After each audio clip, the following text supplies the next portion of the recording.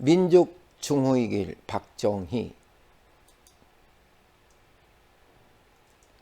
본 내용은 박정희 대통령께서 직접 집필하신 원본으로 편의상 5내지 6분 분량으로 나누어 내용과 함께 낭독하도록 하겠습니다.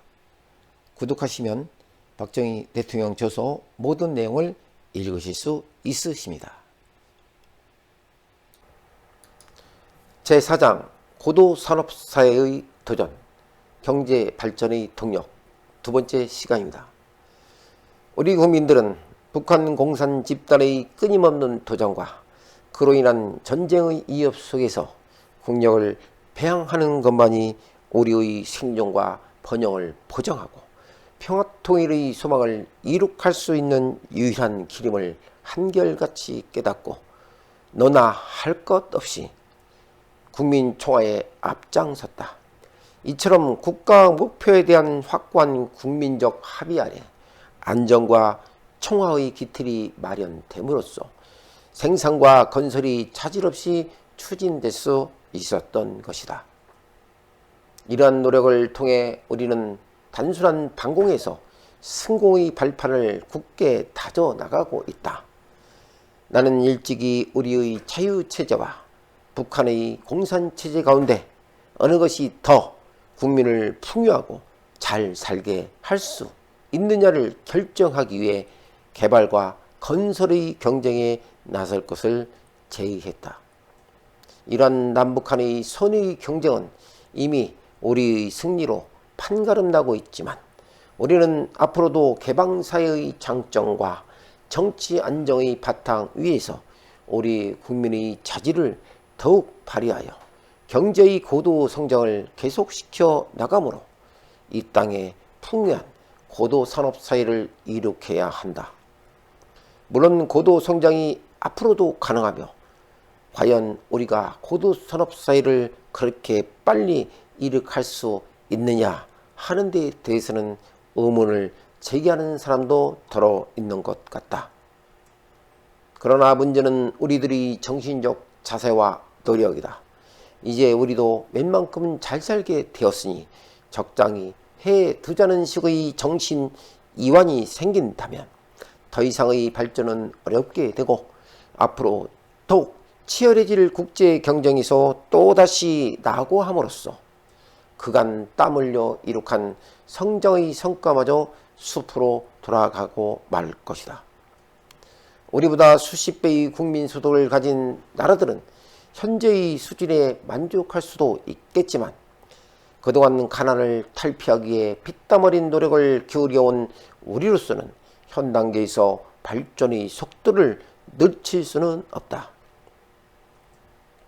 모처럼 선진국의 대열에 올라설 수 있는 이 천재 1위의 기회를 스스로 포기하고 그만 여기서 주지 않고 만다면 우리에게는 또다시 중호의 기회가 찾아오지 않을 것이다.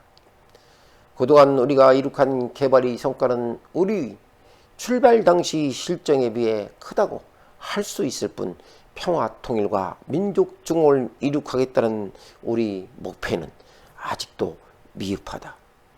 우리는 선진 경제 대국들에 비해 아직도 뒤떨어져 있으며 그들의 수준에 도달하기 위해서는 앞으로 10여 년의 중요한 고비라고 할 수 있다. 우리의 현실이나 국제 정세는 우리가 이미 이룩한 성과로 자유하거나 만족할 수 있는 여유를 허용치 않고 있으며 오직 지속적 성장을 위한 부단한 노력을 요구하고 있다. 우리는 경제의 고도 성장을 지속시켜 국민 생활을 향상시키고 사회의 복지를 꾸준히 확대시켜 나가야 한다는 과제를 안고 있다.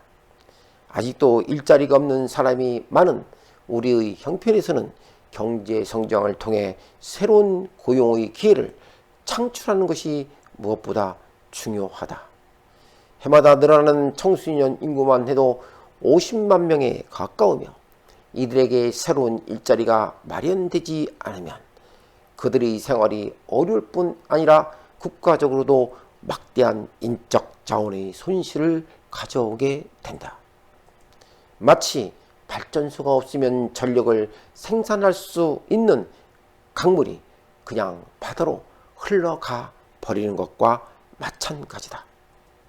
복지 정책이라 하면 흔히 오늘의 서구 선진사회에서 이루어지고 있는 것과 같이 일은 적게 하고 누구까지 편안하게 살 수 있게 정부가 각종 혜택을 주는 것으로 생각하는 사람이 많은 것 같다. 그러나 아직도 유휴 노동력이 많은 우리 경우 이들을 생산의 역구로 돌리고 오는 것이 바로 복지 정책의 중요한 출발이며 그것이 곧 경제의 발전과 복지사회 건설의 원동력이 되는 것이다. 우리 국민들이 그간의 경제 발전의 성과를 보고 모처럼 잘 살게 되리라는 희망과 기대에 부풀어 있는 오늘날, 우리는 우리 경제 성장을 지속시켜 그 후생과 복지를 더욱 향상시켜 나가야 한다. 그러나 우리가 온갖 어려움을 무릅쓰고 경제의 고도 성장을 추구해야 하는 보다 중요한 이유는 우리가 북한과의 대결에서 우리의 압도적인 우위를 확보해야 한다는 데 있다. 우리 경제력은 이미 북한의 3배에 이르고 있지만 호전적인 북한 공산 집단은 그들의 모든 자원을 전쟁 준비에 동원하고 있기 때문에 그들의 군사적 위협은 아직도 크다. 이러한 침략의 위협을 저지하기 위해 우리는 우리의 자주 국방력을 더욱 강화해 나가야 할 형편이다. 특히 주한미군의 철수로 인해 최신 과학무기 개발 그리고 노후 무기의 대체 등이 필요한 국방비의 부담이 날로 늘어나고 있다. 이러한 국방비 증가를 감당할 수 있는 길은 경제 성장을 줄기차게 계속하는 것뿐이다. 물론 고도 경제 성장을 지속시켜 나가는 데 있어서는 어려운 문제와 난관이 없지 않다.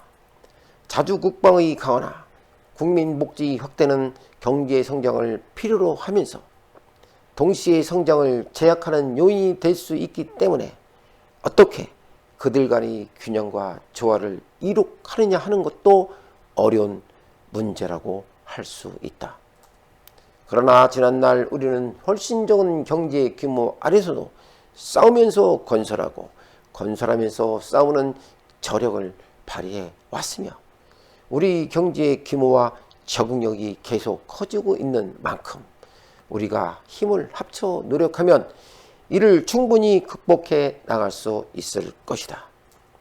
또한 수출의 역점을 두고 있는 우리 경제는 해외 시장이나 국제적인 여건의 변동에 커다란 영향을 받기 쉽기 때문에 현재 대두되고 있는 자원 민족주의나 보호무역주의의 영향도 우리가 극복해야 할 난관이라고 할 수 있다.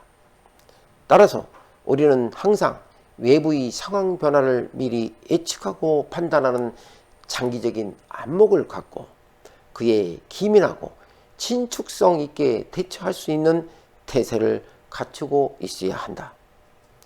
우리는 다른 나라의 보호무역주의 경향에도 불구하고 그동안 국제화의 전략을 통해 꾸준히 경제 발전을 일으켜 왔으며 앞으로도 이러한 경험을 살려 수입 자유화를 비롯한 국제적인 교류와 협력을 더욱 강화하여 우리의 경제의 고도 성장과 국제 경제의 안정에 이바지하는 길을 추구해 나갈 것이다.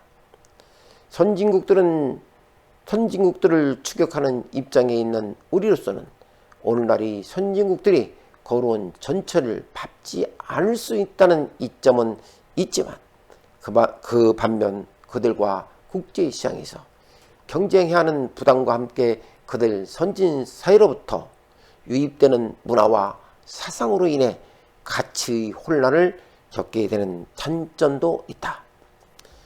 우리가 우리의 자주성을 확고히 견지해 나가야 하는 이유도 이러한 어려운 상황 속에서 우리 선택의 자유를 극대화하기 위함이다. 더구나 우리는 선진국들이 겪는 시행착오의 과정을 되풀이함이 없이 하루빨리 선진국 대열에 참여해야 할 과제를 갖고 있는 만큼 선진국들의 생활 방식이나 태도를 무조건 추종하거나 이를 무분별하게 모방해서는 안 될 것이다. 우리는 선진국들이 경험에서 참 교훈을 배우면서 확고한 자주성의 바탕 위에서 우리 발전의 방향을 스스로 결정해 나가야 한다. 구독과 좋아요를 눌러주시면 더 많은 젊은이들이 이길 수 있는 기회가 될 것입니다. 감사합니다. 다음 시간에 뵙도록 하겠습니다. 안녕히 계십시오.